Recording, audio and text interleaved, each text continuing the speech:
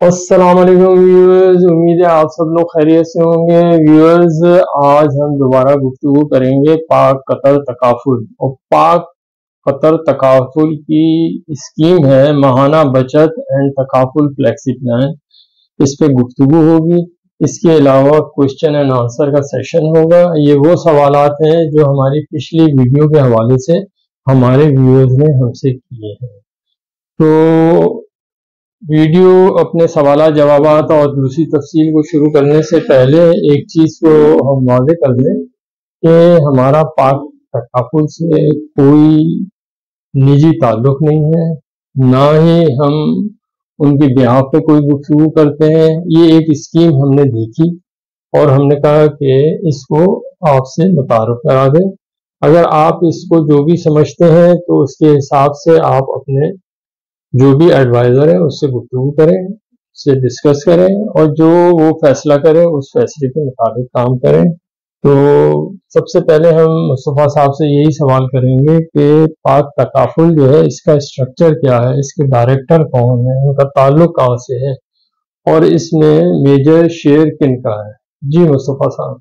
अस्सलाम वालेकुम व्यूअर्स, उम्मीद है आप सब लोग खैरियत से होंगे। जैसे खालिद साहब ने आज आपका तस्करा किया है कि आज हम आपको पाक कतर तकाफुल कंपनी की जो स्कीम है माना बचत एंड तकाफुल फ्लेक्सी प्लान, इसके ऊपर हम ऑलरेडी एक वीडियो बना चुके हैं और उसमें व्यूअर्स ने जो हमसे सवालात किए हैं, आज हम आपको उन सवालात के जवाब देंगे।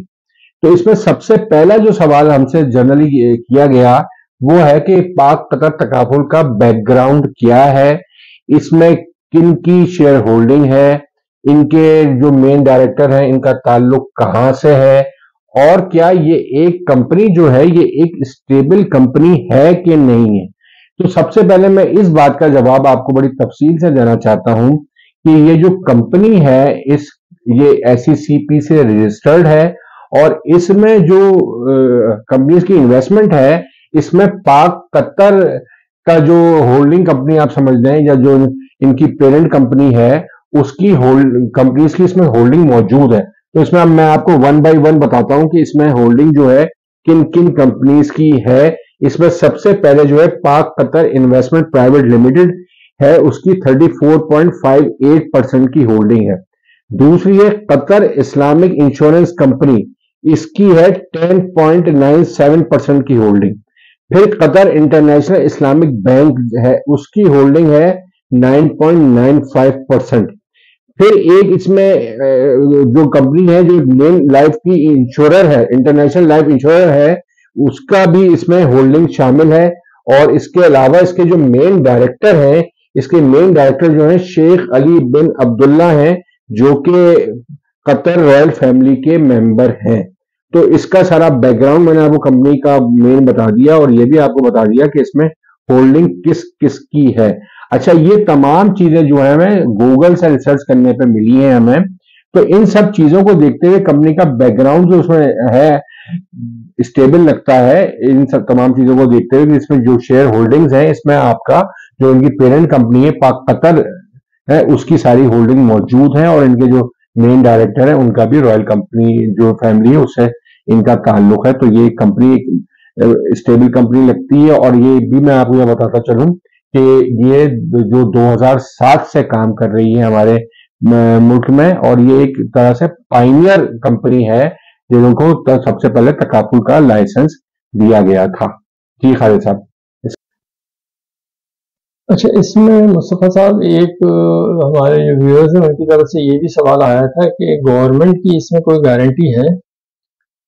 ये खालिद साहब मैं आपको यहाँ बताना जरूरी समझता हूँ। देखें, गवर्नमेंट की गारंटी तो जो बैंक्स पाकिस्तान में काम कर रहे हैं उनकी भी नहीं है। उनकी भी एक हद तक एक गारंटी होती है ये कि एक अकाउंट में इतने पैसे पड़े हैं तो उसकी पहले 5 लाख थी कि 5 लाख रुपए तक की गारंटी थी, अब शायद उसको बढ़ा के 10 लाख रुपए तक की अमाउंट कर दिए। इससे ज्यादा आपको स्टेट बैंक ऑफ पाकिस्तान या गवर्नमेंट की भी बैंकों के लिए भी कोई गारंटी नहीं है। तो उसमें भी जो फंड है तो वो भी कोई ऐसे गारंटीड नहीं होती कि उसमें अगर बैंक बैठ जाएगा या डिफॉल्ट कर देगा तो उसमें आपको पेमेंट कोई गवर्नमेंट करेगी। तो आपकी कोई भी इन्वेस्टमेंट आप कहीं भी करते हैं तो उसकी गारंटी नहीं होती, मां सिवाय जो आपका नेशनल सेविंग स्कीम्स हैं जो कि गवर्नमेंट का खुद का इदारा है, उसमें उसकी गारंटी होती है कि उसमें कोई डिफॉल्ट अगर किसी तरह से होगा या कोई, तो उसमें गवर्नमेंट ऑफ पाकिस्तान उसको पूरा करेगी, या कोई ऐसा मसला होता है तो वो गवर्नमेंट की गारंटी उसमें मौजूद होती है। बाकी आप कोई भी फाइनेंशियल इंस्टीट्यूशन ले लें, चाहे वो इस मुल्क में जितने म्यूचुअल फंड्स काम कर रहे हैं उनको ले लें, या ये तकाफुल कंपनी जो काम कर रही है इनको ले लें, तो उनकी कोई ऐसी गारंटी नहीं है, मां सिवाय एक तो मैंने आपको नेशनल सेविंग स्कीम बताया, और दूसरी एक स्टेट लाइफ ऑफ पाकिस्तान, वो भी गवर्नमेंट का खुद का इदारा है, तो उसमें भी जो इन्वेस्टमेंट हुई होती है उसमें भी एक तरह से गवर्नमेंट की गारंटी होती है। इसके अलावा गवर्नमेंट की कहीं कोई गारंटी नहीं होती।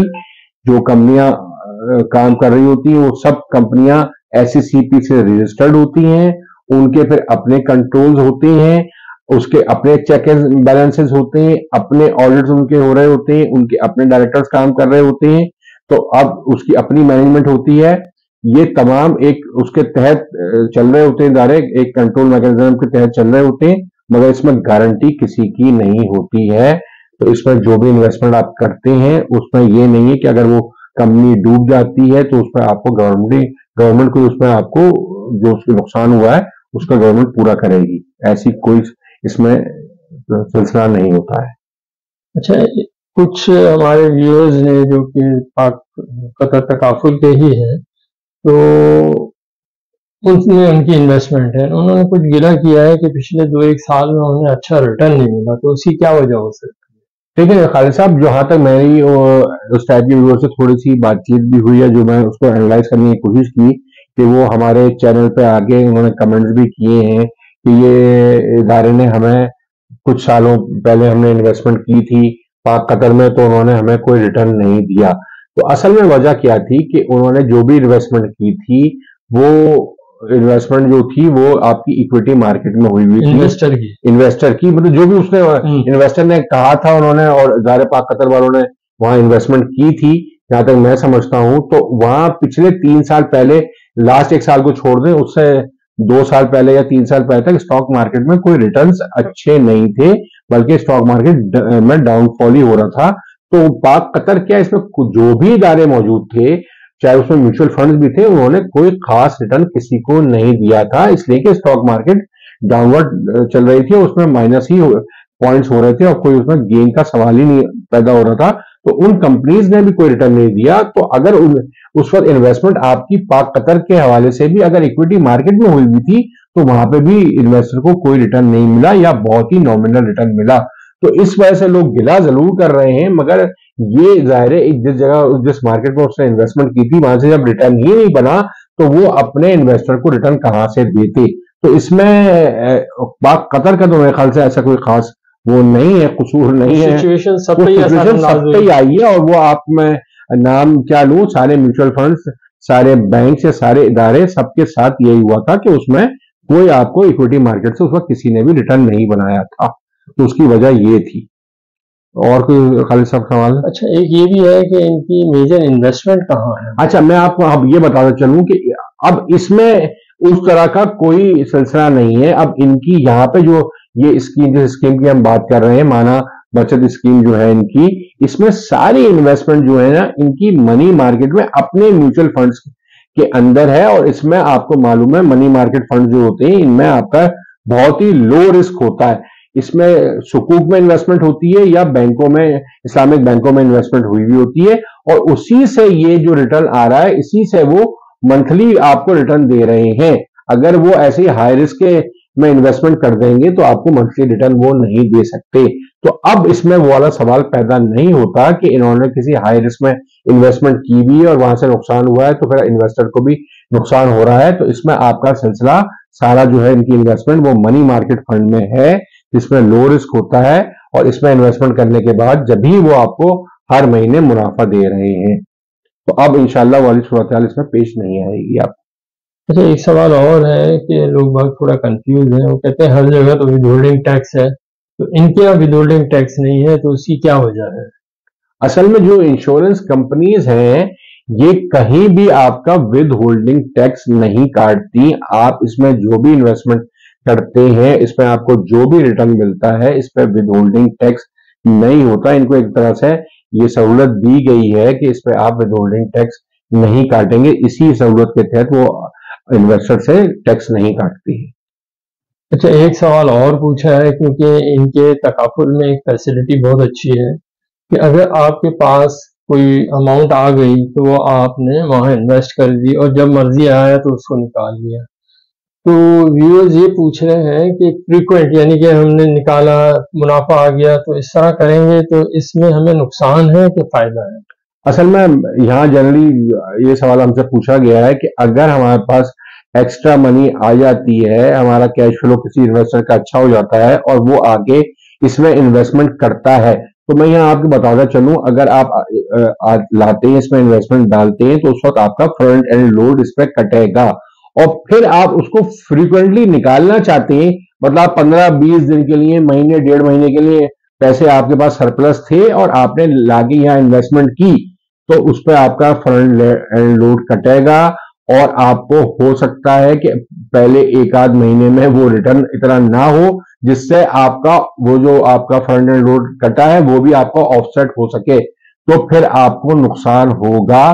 तो ये स्कीम इस तरह से फ्रीक्वेंट इन और आउट की नहीं है। इसमें आप फंड लेके आए तो एक लंबे अरसे के लिए रखें ताकि आप ये एक तो फ्रंट एंड लोड रिकवर कर सके और उसके बाद भी एक अच्छा मुनाफा भी हासिल कर सके।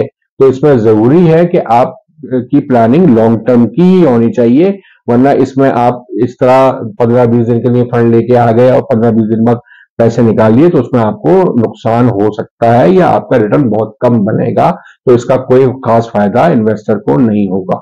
साहब, एक सवाल ये कि सितंबर का क्या रेट ऑफ इंटरेस्ट प्रॉफिट है?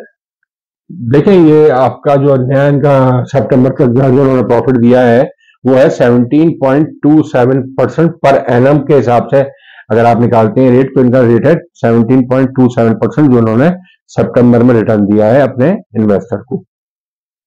जी, मेरे ख्याल से मुस्तफा साहब आपने काफी तफसील से सारे सवालों के जवाब दे दिए, तो मेरे ख्याल से अब हम माइंड अप की तरफ चलते हैं। देखिए खालिद साहब, इस जैसे इस स्कीम के बारे में हमने पहले भी एक तफसीली वीडियो बनाई थी, तो जो भी इस वीडियो को देखे तो उससे पहले उस वीडियो को देख ले, समझ ले, ताकि तसलसल कायम रहे और आपको समझ में आ सके कि पिछली वीडियो में क्या क्या चीजें कवर हुई थी और उसके बारे में जो सवाल फिर किए गए तो यहाँ आपको उनका जवाब मिल जाएगा। अब मैं इस आपको कंक्लूड करता हूँ के बारे में, पाक कतर तकाफुल की जो स्कीम है, माहाना बचत स्कीम जो है, उसको कंक्लूड करता हूं और ये बता देता हूं कि मुझे खुद जो लगता है ये एक कंपनी जो है स्टेबल कंपनी लगती है और ये एक तरह के स्टेबल रिटर्न भी तकरीबन आपको अब तक दे रही है और इसकी जो इन्वेस्टमेंट है वो मनी मार्केट में है जिसमें बहुत कम रिस्क होता है। तो उम्मीद यही है कि ये आपको 2007 से अब तक जैसे काम कर रही है तो आइंदा भी ये काम करती रहेगी और आपको अच्छे रिटर्न देती रहेगी। और इसमें सबसे बड़ी बात यह है, जो दूसरों से अगर आप कंपेयर करते हैं तो ये विद होल्डिंग टैक्स नहीं काटते, तो इनका रिटर्न जो है वो मार्केट से हमेशा अच्छा रहेगा। जाहिर जब उसमें आप विद होल्डिंग टैक्स नहीं कट रहा तो जनरली आपका 15% तो मिनिमम विद होल्डिंग टैक्स कटता ही है और जो आपकी मंथली स्कीम्स हैं उसमें 25% भी आपका डिविडेंड पर टैक्स कटता है। जो आपके मंथली डिविडेंड देने वाली म्यूचुअल फंड है उनमें आपका 25% का टैक्स कटता है, जो कि यहाँ नहीं करता। तो इनका रिटर्न आपको हमेशा उनके रिटर्न से बेहतर ही रहेगा। तो आप अपने इन्वेस्टमेंट एडवाइजर से पूछ के यहाँ पे इन्वेस्टमेंट कर सकते हैं। तो इसी के साथ अपनी इस वीडियो का हम इख्तिताम करते हैं कि आप हमारे चैनल को सब्सक्राइब करें, वीडियो को लाइक करें और वीडियो को ज्यादा लोगों से शेयर करें। खुदा हाफिज। खुदा हाफिज।